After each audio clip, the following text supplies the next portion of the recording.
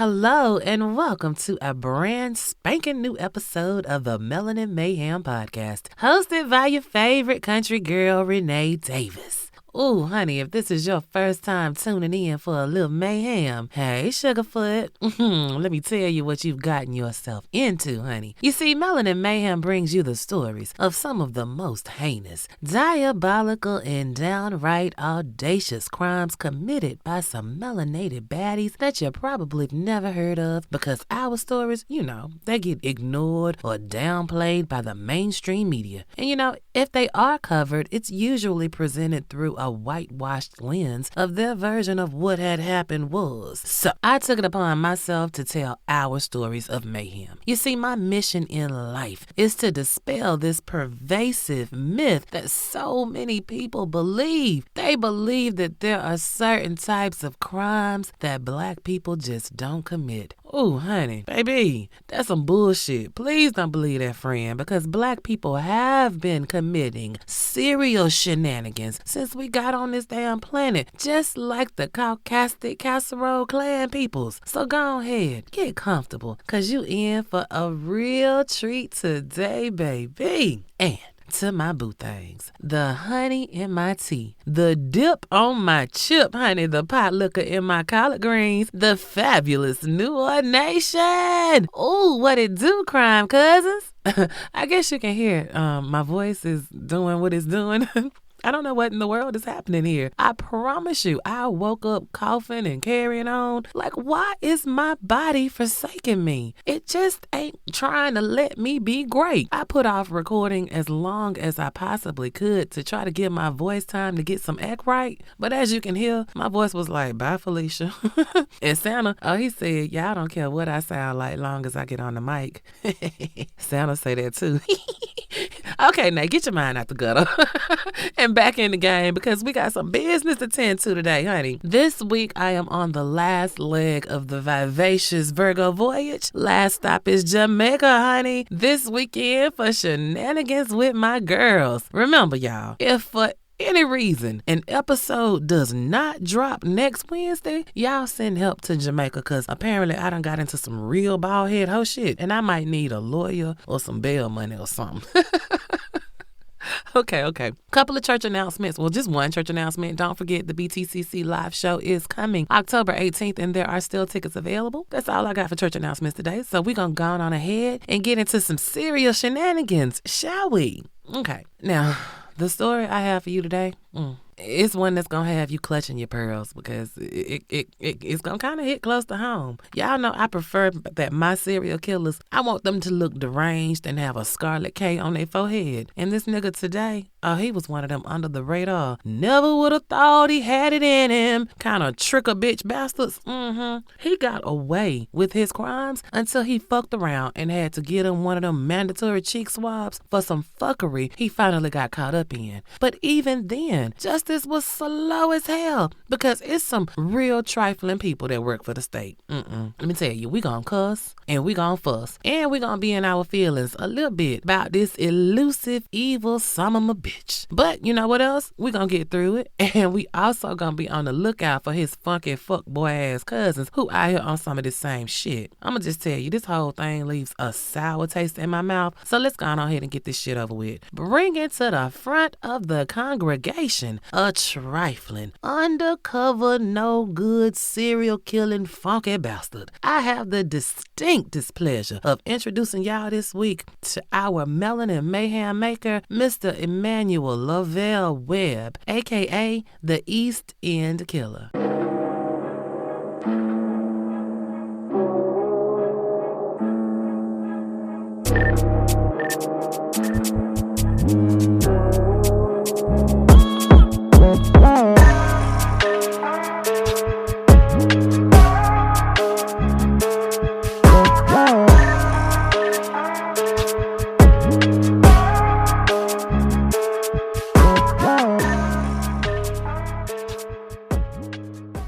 All right, y'all. I don't know how this voice gonna hold up, but I'm gonna do the best I can, okay? Let's go ahead and get into it. So, Emanuel Lavelle Webb was born April 9th, 1966. I don't really know much about his parents, although we do know that if he was born, there had to have been a man and a woman that let some DNA mix up, and he was the byproduct of that slip and slide. Although, I just gotta say, if ever there was a motherfucker that should have been swallowed or flushed, it's this motherfucker.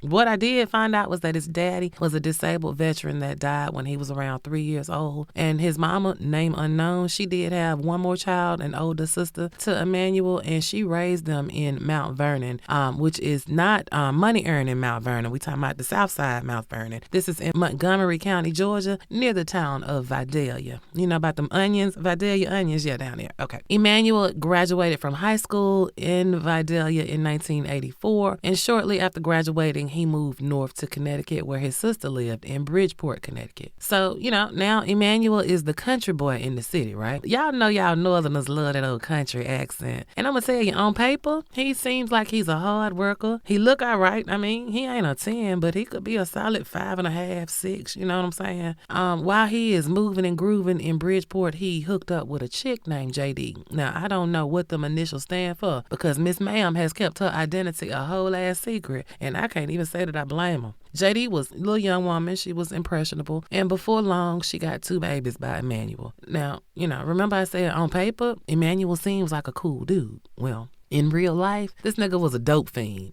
Y'all know this is late 80s, early 90s. This is prime crack years. And Emanuel was one of them second generation crackies, right? He lived with his sister, so he didn't really have no responsibilities. And even after making 2 children, Emanuel was more team fuck them kids. JD was a single mother and acted and moved accordingly, right? Well, in Bridgeport, where Emanuel was living with his sister, in the late 1980s, early 1990s, it was going down in Bridgeport. Like, they had something like 287 murderations. So crime was king in this area, right? But in addition to the regular killations, Ray shoot up Sam, and they fighting over some drug territory or some shit like that, there was some killations that really kind of stood out, meaning they weren't like the other crimes. Let's say that they were extra, if you will. You see, for about a 7-year period, somebody was going in on the women folk, the black women folk. I'm talking raping and violently killing black women in the area known as East End in Bridgeport, Connecticut. Now, police, they didn't have a clue as to who was doing this shit. Just that black women were coming up dead in a similar fashion. Now, during this time, Emanuel, he lived in the area with his sister. Now, this area that they lived in, I ain't talking about, something that's like Little Vietnam per se. It's a hood for sure, but it's home to people that get up and go to work every day trying to make $1 out of 15 cents. You know what I'm saying? They pay their bills. They also had crackheads roaming through the street too. I mean, that was pretty much everywhere in the United States, right? And at this time, Emanuel is still staying with his sister, and where they stay at is not too far from where the killer has been dumping bodies. But nobody suspected Emanuel because he presented like a regular dude. Yeah, he did like to partake of the rock, but he also maintained a job. Like, this nigga was top flight security. I mean, he ain't gonna be no millionaire doing security, but he is gainfully employed nevertheless. And he was never in any kind of trouble with the law. He was just a low-key, charming, harmless, regular dude. He was not the kind of person that you would have given a second thought to as a killing killer that killed. But the women in Bridgeport, they was being sent to the upper room. And while the pattern was recognized by the police, no suspects, nothing even close to a suspect ever came to be. And of course, they never pinned all these unsolved homicides on Emanuel, but the similarities on how these black women died, as well as the area that they were killed in, all make it seem like the same motherfucker disconnected all of them. But we are not going to get into all of the murderations. We're just going to talk about the handful that the long arm of the law say that they are for sure that got Emanuel punk ass name written all over them. So we're going to start with 30-year-old Sharon Cunningham. Now, Sharon, from all accounts, was living her best life, honey, just young, black, and free. She's a regular chick. She worked and she chilled. And sometimes, maybe she indulged in a little recreational drugging, but she was not strung out or anything like that. I mean, Sharon had her own place. She had a nice car, real nice car. Sharon was driving a sports car, honey. She was also found dead in that car on April 1st, 1990. Now Sharon, she didn't die a natural death. She didn't have no accident either. Oh no. Somebody barbecued Sharon's ass. Like literally. The fire trucks are responding to a car on fire. They got a 911 call about a car flamed up over on Crescent and Burnell Streets, right? Burnell Streets. And this Hitler spot, we find out after the fact, is like walking distance from where Emanuel stayed at with his sister at 537 Carroll Avenue. I mean, he could have easily walked it out after fucking Sharon up and be back at the house in no time. So this is what they say happened. When the fire department got there, they pull up, they find that the car is still running. I mean, the ignition is still on, right? And they do what they do. They put out the fire, and lo and behold, there is a woman's body in the passenger seat. Now, she ain't got no clothes on below the waist, but her pantyhose is wrapped around her neck. These pantyhose at this point in time are burnt into her remains. Now, the medical examiner, he or she determined that the manner of death was homicide. I mean, no shit, Sherlock. And they also determined that she had been raped before she was strangled and then set on fire. Like, pause for just a moment. Like, god damn, that's heinous than a motherfucker. I done said it before, and I will say it again. If a murderation has got to be what's going down, then can you please pick one way to do that shit and get on with it? I mean, damn, you raped her. That's traumatic than a motherfucker in and of itself. But that wasn't enough for a sick, twisted, sadistic son of a bitch. No, honey, he gotta be extra. He gonna take her breath forever. Motherfucker. You done sent this woman to the ancestral plane. And that still wasn't enough. Now you got to desecrate the body? That's just fucking diabolical. But you know how even in the midst of tragedy, you gotta try to look for a silver lining. And while ain't nothing good coming from Sharon being cooked over an open flame, I did find it extremely hopeful. I guess hopeful is the right word. That even though she was barbecued, they were able to pull DNA from her lady parts. I mean, I thought for sure that if ever there was a case where all hope for forensics would be lost, to know that through the fire, come on, Shaka Khan, they got some super duper techniques that can go in and get that baby battle. Now, while this was great on the one hand for finding the nigga that did the shit, it really didn't do nothing when it went down, when they found Sharon, because there were no matches, there was no database, there was no nothing. This was just evidence sitting on a shelf somewhere waiting for technology to catch up with time to test the kids that this motherfucker left behind, right? But before I move on,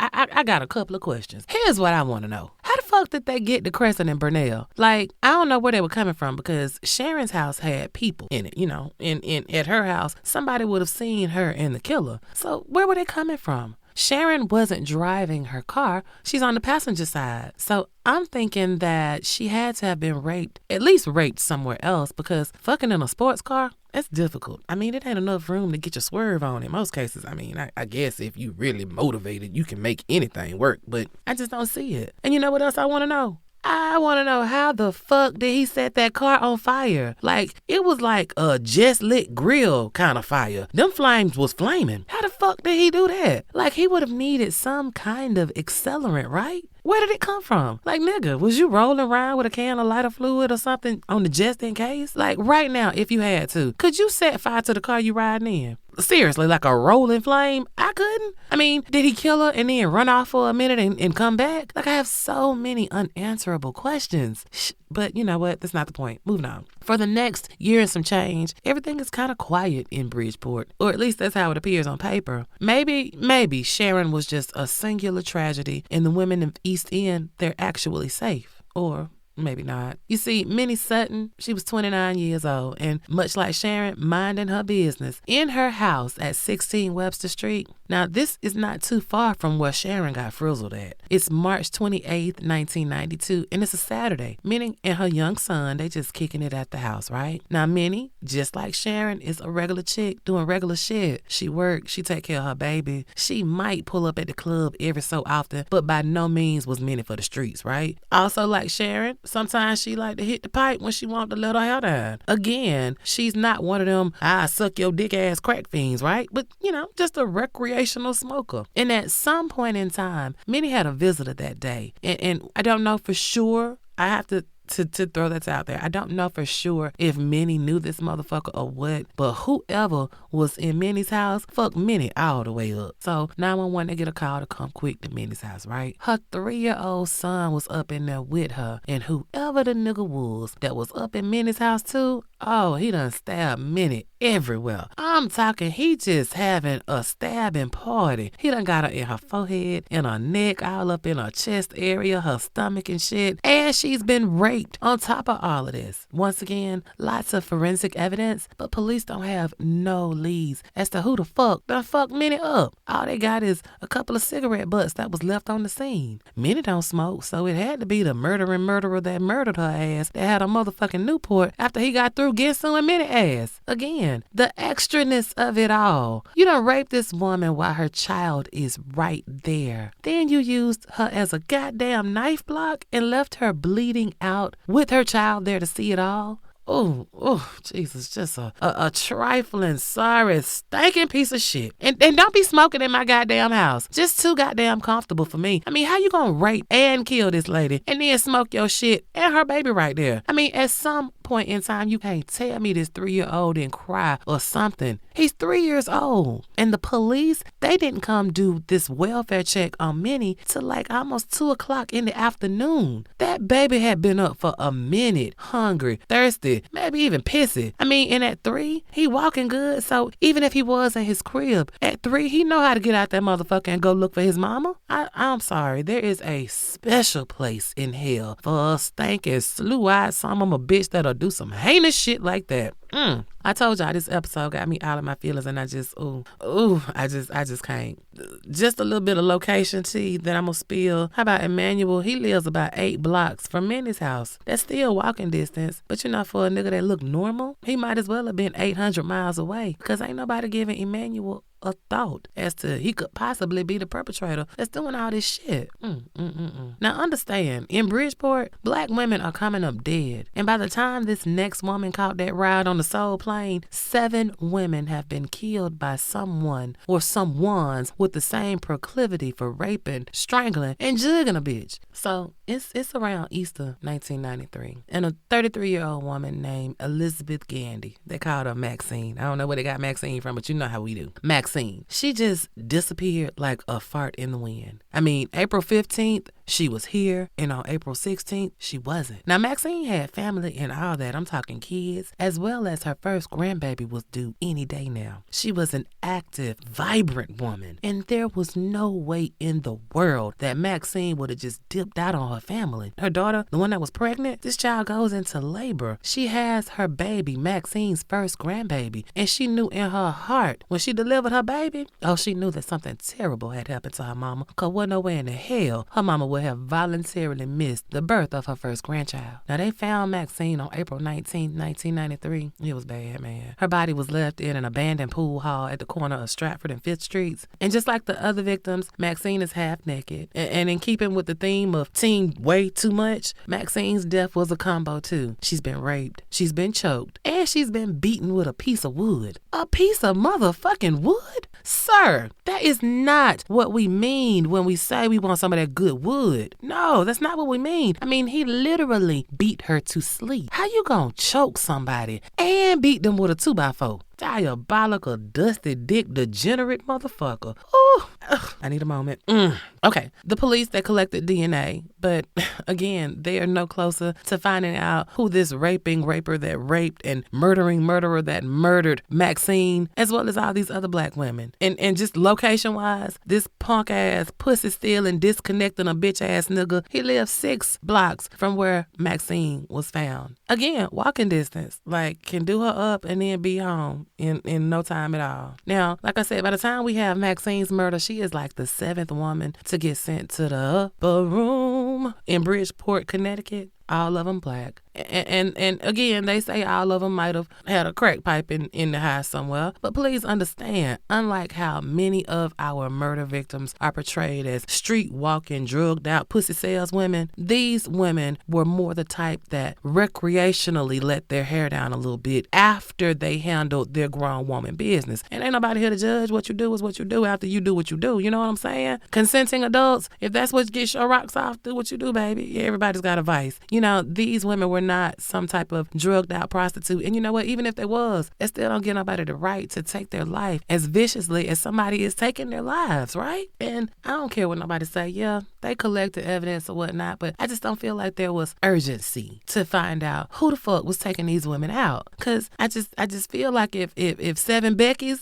you know, had come up missing, baby, it'd have been stop and frisk, door to door. We finna find out who got them taking Becky up out the game. But, you know, they said don't bring race into it, whatever. Well, just a couple of months later, after Maxine, in June of 1993, a woman named Sheila Etheridge, she went no contact. And this shit was weird because on June 25th, 1993, 29-year-old Sheila had a birthday party. And according to the street committee, the bitch was lit, right? And y'all know, just because I'm still talking about and shenanigan out here for my birthday, that the party don't stop just because the birthday party is over with. So I feel like it would have been normal as fuck for Sheila to still be doing birthday stuff, you know, still taking phone calls for people who want to take her out to eat. Let's go have brunch. Let's go have dinner. You know, the birthday gifts and treatments don't stop, right? Well, Sheila, just like all the other victims, Sheila's got her own place. She's got her own job. She got her shit together. And yeah, on occasion, she do some recreational things. And timeline-wise, the last time any of her people can recall anybody having any kind of contact with Sheila was the morning after her birthday party on the 26th of June. And after that, it was crickets. Now, Sheila, she's got a healthy relationship with her family and her friends, right? She wasn't the type to just stop communicating, go dark, right? So when nobody could get in contact with her for a few days, that was alarming. And so her dad and a friend of hers, they go to her house to see what the fuck is going on. I mean, this was during the time when it wasn't safe for a black woman in Bridgeport, right? They, you know, doing their due diligence. So they go to Sheila's house and they knock on the door, but Sheila don't answer. But understand, they done came too far to turn back now, honey. They was going up in Sheila's house by any means necessary. So they busted out a window and found the worst. Man, Sheila's body was in her bedroom, stiff and cold. I'm sorry, no father, no mother should ever find their daughter that way, the way Sheila's daddy found her. Now, the medical examiner, they did what they do, and they came to the conclusion that Sheila was the latest black woman to join club homicide. She was raped and she was strangled. But they couldn't say for sure that that was the actual factual cause of death because her body was just too decomposed. But even though she was breaking down, they could still clearly see the bruising around her neck and the semen in her vagina, the bruises all over her body. And then there was that beer can that they found. Sheila didn't drink no beer. They tested that beer can and it came back as male DNA. But that's all they got. Still no suspects. But with Sheila's murder, they actually ran up on Emanuel, y'all. See, what had happened was when the police started looking into the people that Sheila had dealings with, his name came up. And the police ran down that lead. They talked to him about Sheila. But this nigga was so regular, so normal, so helpful, so charismatic that he couldn't possibly be the raper that raped Sheila. He couldn't possibly be the murderer that murdered Sheila. So the police ruled that ass out with the quickness. Sweet black Jesus.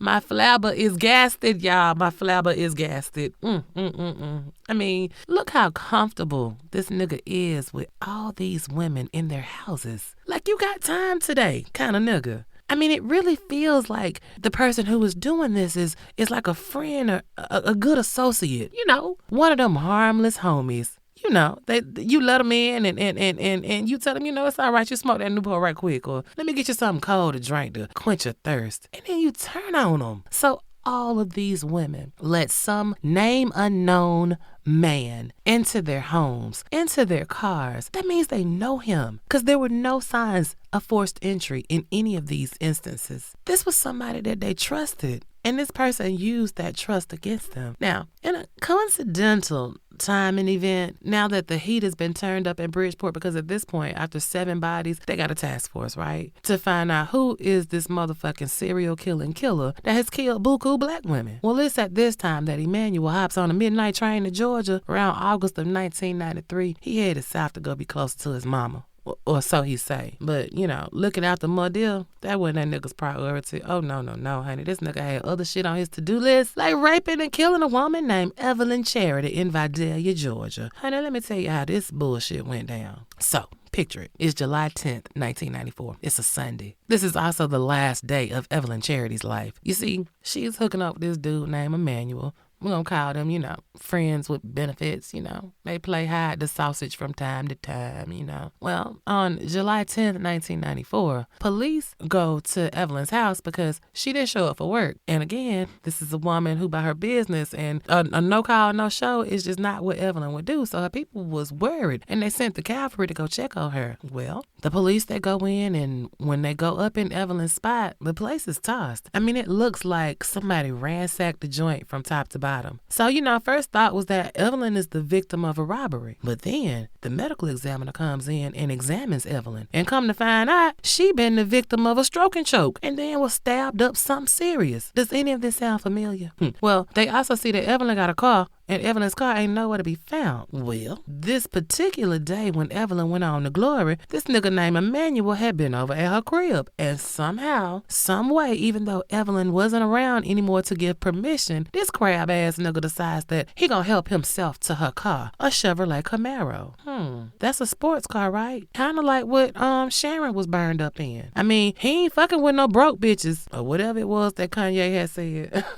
So police, they put out one of those be on the lookout for a car, and it didn't take long to find that bitch. I mean, I don't know if y'all know about Vidalia, but it ain't but yay big, and a Camaro is gonna stand out. So they pull the car over and they take Emanuel into custody. His story is, yeah, I fucked around and killed her, but it was by accident. What? Nay, explain yourself.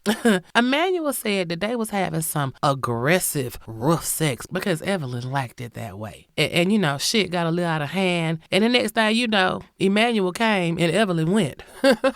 Emanuel said that after he realized that he had choked the life out of her, he panicked. And his first thought was to make it look like a break-in and then a stabbing just to make it look good. What? Wait just a goddamn minute, Nay. You mean to tell me you killed the pussy literally? Your first thought was to make it look worse than it was? Like, who the fuck does that? I mean, if the sex is consensual and Evelyn does indeed like it a little rough, surely you wouldn't be the first motherfucker that's had some rough sex with her. I mean, your defense attorney should be able to easily find somebody else's ass in little ass Vidalia that can say that they too had thrown Evelyn against the wall from time to time. Okay? Okay. You're in a panic and you want to make it look like a robbery. How the fuck do we get to stabbing a bitch? Like, unless that's some shit that you like to do, stabbing somebody should be hard as fuck. Multiple times? Man, if you don't get the fuck up out of here. But these motherfucking Vidalia police, all that good country asses, they let that shit ride. They ended up charging Emanuel with involuntary manslaughter, robbery, and motor vehicle theft. And he went in front of a judge, and they found that ass guilty on this little plea that they worked out with him. And they convicted him on all 3 of them charges. And then they gifted this nigga with a 20-year sentence in 1995. Ooh, my Lord Jesus. Take the wheel, honey. 20 years for taking Evelyn out the game, as well as covering it up and lying about it. And you gotta remember, this is state time. So he ain't finna do 20 whole ass years. I mean, of course, he's convicted and he is sent off to be property of the state of Georgia at the D. Ray James Correctional Facility. Pause for just a second. That's the blackest sounding name for a prison I have ever heard in my life. D. Ray James? I need to look that up and see who the fuck this is named after. That is so not the point. Sips of hot tea to try to get this voice back under control because y'all hear it going in and out. I'm trying to hold it together, y'all. I'm trying to hold it together. All right, back to the story. now that Emanuel is property of the state of Georgia, he has done the fuckery that requires him to get his DNA entered into the database. And y'all know what happens when that DNA go into the database? At some point, the DNA machine gonna spit your name out as the motherfucker that did some fuckery and foolishness. We just got to wait. But like I said, it's not time to high five or anything like that because this nigga is property of the state of Georgia because he did like less than a third of that 20-year sentence. Oh, yes, honey. They let his good lying ass out on parole in 2001. Like, that's 6 and some change years for killing an innocent woman. 6 years. Are you serious? Oh, Jesus be offense. Yeah, I'm dead ass serious. Emanuel is out and ready to live the life of a free Emanuel, right? First thing he do when he hit down is he leave Georgia and he move back to Bridgeport. But he don't stay there long now before he is back in Georgia doing some fuckery that's going to eventually end up getting his parole violated and end up putting him back where he should have been all along. But before we get to that part of the story, we need to go back to Bridgeport. And by now, all of that suspected serial killing that had been going on in Bridgeport, it's been stopped for like some 5 years now. But even still, y'all know most police departments, they will go back in and spin the block every now and again just to see if they can close some old shit. And so we find ourselves in the year of 2004. And some detectives that were blowing the dust off a cold case belonging to Elizabeth Gandy, Maxine. And when they ran the DNA that was found under her fingernails, they got a hit. Any guesses as to who it belonged to? That pussy-ass nigga, Emanuel. That's whose DNA that was added to the DNA database not too long ago. Yeah. Thank you for getting popped for that shit in Vidalia. Because if not, we would have never known, right? Well, the Bridgeport cold case squad was floored. I mean, Maxine was one of the numerous women that had been disconnected by who they thought was an unknown serial killer. And so the thought process was, if Emanuel is the one that did it, Maxine, then maybe he did it the other ones too. So they hurry up and they test some more cold case DNA. 3 more women to be exact, and all 3 women were a match to Emanuel: Sharon Cunningham, Minnie Sutton, and Sheila Etheridge. Now, here's my question. Why didn't they test for DNA for all of the unsolved homicides? You know, I'm gonna just let that sit right there for a second because we all know the answer, right? Y'all know as well as I do that most likely the reason they didn't test for DNA is because they didn't have no DNA. I mean, they either didn't collect it, they lost it, or they didn't store it properly, right? But their gut feeling is telling them that Emanuel is suspect number 1 because all these women died the same way. Feloniously stroked and choked out till it was lights out permanently. But you know, a good feeling is not a good strategy to put a motherfucker away. Evidence. Good, strong evidence is how you do that. So again, why wasn't all the evidence tested? I'm gonna tell you, I went down a little rabbit hole on this one because as I was looking at old articles on this case, there was an article that caught my eye. Baby, let me tell y'all why the fuck the goddamn DNA ain't being tested. Man, y'all ain't gonna believe this shit. How about up to like 2006, 2007, the motherfucking scientists that was employed by the state of Connecticut, they were allowed to moonlight. And what I mean is that the state of Connecticut told them that it was okay for them to do freelance work for anybody, just as long as they didn't do it while they were on the clock or use state resources. Meaning don't use the lab, don't use our computers, don't use none of the shit that the state of Connecticut owns, right? Don't use none of the shit that we brought or provided for you to do your job. Not even the goddamn gloves, right? But guess what? Them motherfucking scientists that work for the state forensics lab, oh, they was getting their whole ass side hustle all the way on. Baby, them sorry motherfuckers was doing more side work than actual processing the fucking backlog of DNA shit that the state needed. You know, like DNA for finding out who the goddamn serial killer is that's on the loose. Oh no, honey. These motherfuckers was acting real negacious up in that bitch. Ooh, and it all came out in August of 2007 when a motherfucking whistleblower, you know, that's a good snitch. Oh, they told it all. I'm thinking that they wasn't getting their cut of the money, so they told on everybody. Maybe they told how everybody in the forensics lab wasn't studying their actual job work, that they was just up in there collecting a paycheck from the state and doing the bare minimum because they was too busy using state time and the state lab and all the shit in the state lab for their private consulting work. Ain't that about a bitch? The state went up in that motherfucker to confirm. They did an audit and baby, they found buku cases that were just abandoned. Like the scientists just said, fuck it. Lose sweet black Jesus on the cross. Oh my God, ain't that some bullshit? New Orleans Nation, all y'all in the Connecticut area. This was going on in y'all backyard. They was getting over big time. Like they got the evidence to test that would have found out that Emanuel was the motherfucking serial killer in 2002, but they didn't run the test until 2005. Just trifling. Ooh, just trifling. But you see, here's the bullshit I don't understand. Well, that's wrong. I do understand. I know these cases take time, but something about the timeline just pisses me the fuck off because they ran Elizabeth Maxine, they ran her DNA in 2004, and they knew Emanuel was the motherfucker that did the motherfucking killing, but he wasn't arrested. Now, understand. Remember I told you he had gotten into some fuck shit when he went back to Georgia? Well, this nigga got his parole violated in November of 2005. Yeah, he got violated for having drug possession and for not telling his PO that he had moved back to Connecticut for that little brief period. So Georgia sent that ass back to prison. But he's in prison, so you know exactly where he is when y'all came around to doing some DNA testing. So how come he wasn't charged as soon as you tested the DNA? It wouldn't be until June of 2006 that they actually charged Emanuel with Elizabeth's murder. Elizabeth is Maxine, right? That's her nickname, Maxine. So I just call her Maxine. It wouldn't be until 2006 that they charged Emanuel with Elizabeth's murder. And even then, they still had 3 other cases that they had his DNA on, but they didn't charge him at the same time. And even then, that they're thinking that he's good for like 6 more unsolved homicides that they had not tested any DNA on. Maxine, Miss Elizabeth Candy, baby.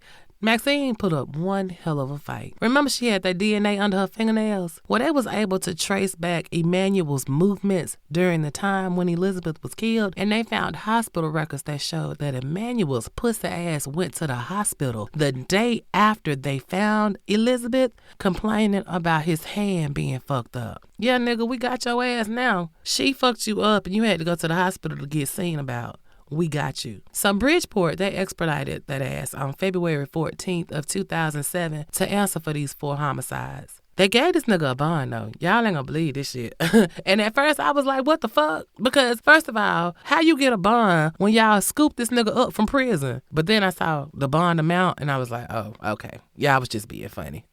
They gave him a $4 million bond. Your pussy ass ain't going nowhere. nowhere but to the commissary if somebody put something on your book. So all that evidence that was collected in the 90s, all that shit was good. But you know, back then, they couldn't do nothing with it because the technology hadn't been created yet. But now in the 2000s, that evidence is a gold mine. It's everything that a killer wouldn't dare leave behind now. Evidence that linked him to all of these cases included those cigarette butts, used condoms, skin cells under the victim's fingernails, a can of Bill. You know, all this good gold mine of evidence that he left at these particular crime scenes. You see, we know now that if you're gonna kill a bitch, you don't leave shit behind. But you know, you need to understand that all your vices need to be put on hold till you finish the business at hand. And I ain't trying to tell nobody how to get away with murder, but I'm just saying, if you gonna do some shit, at least watch you 3 to 5 seasons of CSI. Horatio gonna get you right. I mean, that's just crash course. Now, it's some more shit that pissed me the fuck off. The Attorney General of Connecticut, he didn't charge this fuckboy with capital murder. You see, that's the big joker of murder charges. The charge that gets you a disconnection notice, right? But in order to hit a funky fucking criminal with the big joker, they have had to have put some stank on their killation. But I don't understand because according to them, Emanuel's punk ass did put some stank on it. He raped them women, and rape is one of the things that you can do to put some stank on your homicide. But you see, this is where the bullshit come in. We've talked about the fact that these victims of this real serial killing spree, they were black women that all liked the little baking soda and cocaine, right? You know, the crackety crack. So even though they died horrific deaths, They were mutilated. They were violated. I'm talking about this motherfucker used these women as knife cushions. Just mutilated their bodies up, jugging them up something serious. You remember poor Minnie? She was stabbed all in her neck and her chest, her forehead, her stomach and shit. And you mean to tell me that ain't putting a stank on a goddamn homicide? Like, that ain't enough to slap the big joker down on the table and dead this trifling, no good, dusty, crusty, limp dick motherfucker? Nope.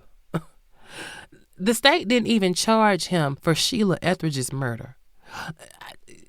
Again, I told you, I so in my feelings about this whole fucking case. I mean, for me, this was just the beginning of the hookups that they're giving his ass. I mean, for whatever reason, even though they got DNA, they dropped the charges against him for her murder. So he's only being charged with 3 murders. And in May of 2008, the state was like, you know what? We're not even going to have 3 separate criminal cases. We're going to run all 3 of these cases together. Ain't no need of separate trials. We're just going to make this a combo meal. And on May 23rd, 2008, that murdering murderer that murdered, he pled no contest to all of the charges against him. Not guilty. He just pled no contest. Which, you know, that means I ain't saying I did it, but I recognize that y'all got enough evidence that I ain't even gonna try to test your gangster. Fuck it, bitch.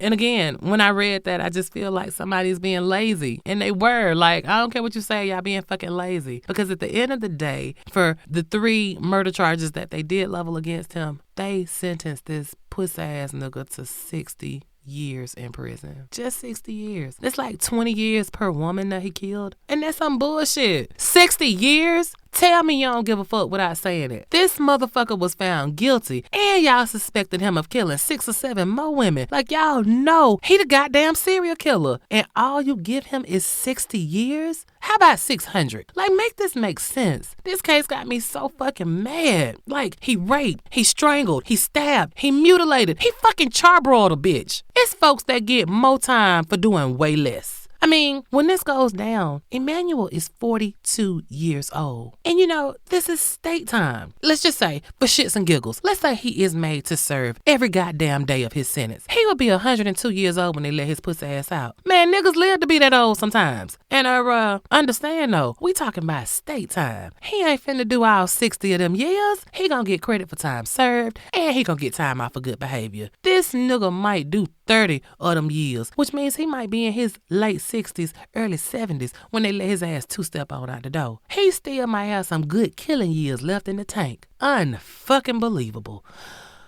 Oh, Jesus. And you know, in his little court appearance, you know, for me to add insult to injury, this trifling, dusty, crusty, poor excuse for a human being. Oh, he had a couple of things to say in court to the families of the victims. Talking about, my heart goes out to all of you. Nigga, fuck you and your heart. If you want to impress me, let's have your heart actually go out. Like, stop beating instantly forever, motherfucker. Ugh. Emanuel L. Webb is inmate 348224 at the McDougal Walker Building in the Connecticut Department of Corrections. He has an estimated release date of September 13th, 2058. On that day, Emanuel Webb will be 92 years old. But as I said before, he ain't gonna do all that time because this is state time, and he was not given a sentence that took away the possibility of parole.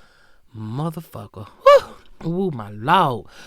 So many things about this case bother my soul. But I think what's fucking my spirit up the most is how easily this could happen to anybody. I mean, we all got a friend or 3 that's just totally friend zoned. A dude that we okay with letting in the house and kicking it, right? And that dude could be the motherfucking killer that kills us. I mean, he might slip right through the cracks because he is so nice and so non-threatening on paper that police would conclude, just like we did, that he wouldn't hurt a fly. But Emanuel's case is not the first, nor will it be the last of the regular looking dudes that did a motherfucker on a serial level. Y'all remember the Taco Bell killer? If you don't, go back and listen to the episode. That stinking motherfucker was all at the police station with the family. You know, these trifling ass undercover killers look the part. They act the part until they don't. Now, thankfully, in the year of our Lord 2025, forensic technology is amazing. And if a motherfucker come through slipping in a DNA type of way, the police might be able to track their asses down. You know, that is if the sun and the moon and the stars are aligned. And sometimes they do. But sometimes the detectives in the crime lab and the DA, they be on they shit, on they get a bit shit. right? But sometimes they don't. And in some cases,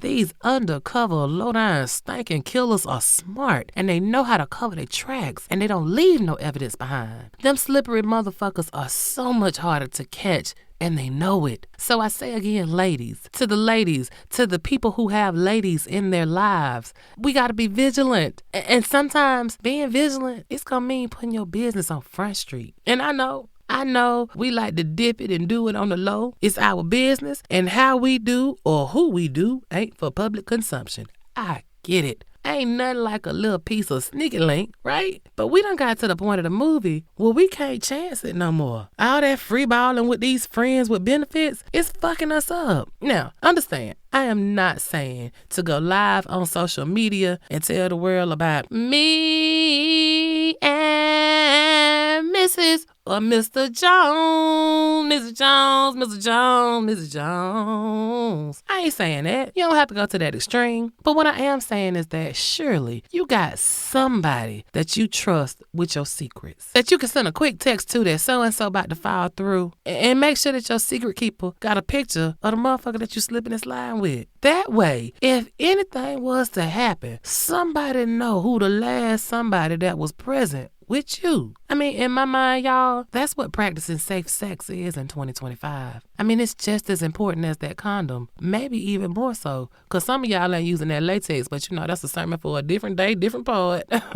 Truthfully though, all jokes aside, all I'm saying is that we have got to start thinking outside of the box so that we don't end up in a box prematurely. I mean, I'd rather trust one to carry my secret than to fuck around and have 6 carrying my body and don't nobody know who did it. Personally, I think that this is a fantastic way to weed out potential crazies, rapers, and killers. I mean, think about it. If he don't want you to take his picture, he either ain't single or he planning to do some shit that he ain't trying to get caught for. Either way, it's a big red flaming flag of get fuck on. I tell you what, I tell a nigga like this. We can do what we can do once I let my folks know that I'm with you, and I'm going to be with you until I call them back and check in and let them know that I ain't with you no more. And if this motherfucker start acting strange and shit, that means you don't want me to be safe. You don't want to prove to me that you are not the killer, that you are not the rapist. Nah, buddy. I tell you what, I bet you I'm good. I just went and bought some fresh batteries. I'll be straight. And that, New Orleans Nation, was the story of Emanuel L. Webb, a.k.a. the East End Killer. Now, I have done enough talking. My voice ain't got too much more time on it. Now it's on you. We can keep this conversation going on social media. I am Melanin Mayhem Podcast everywhere, and on X, I am Melanin Mayhem PC. The email is open and receiving company at melaninmayhempodcast@gmail.com.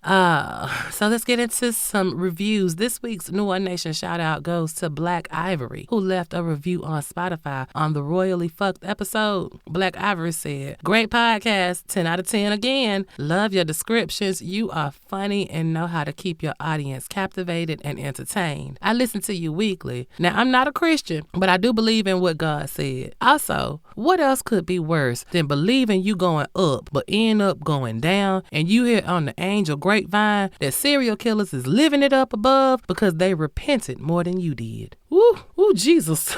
Black Ivory, let me tell you, I'm flipping over tables if I fuck around and go down instead of up, and these motherfucking mayhem makers is up there sipping on heavenly hunch punch. Baby, it's gonna be trouble. It's gonna be trouble. I need a second opinion, goddamn. I need to go to the appeals court. Baby, let me go on ahead and get my repent game all the way up, because you just literally unlocked a new fear in me.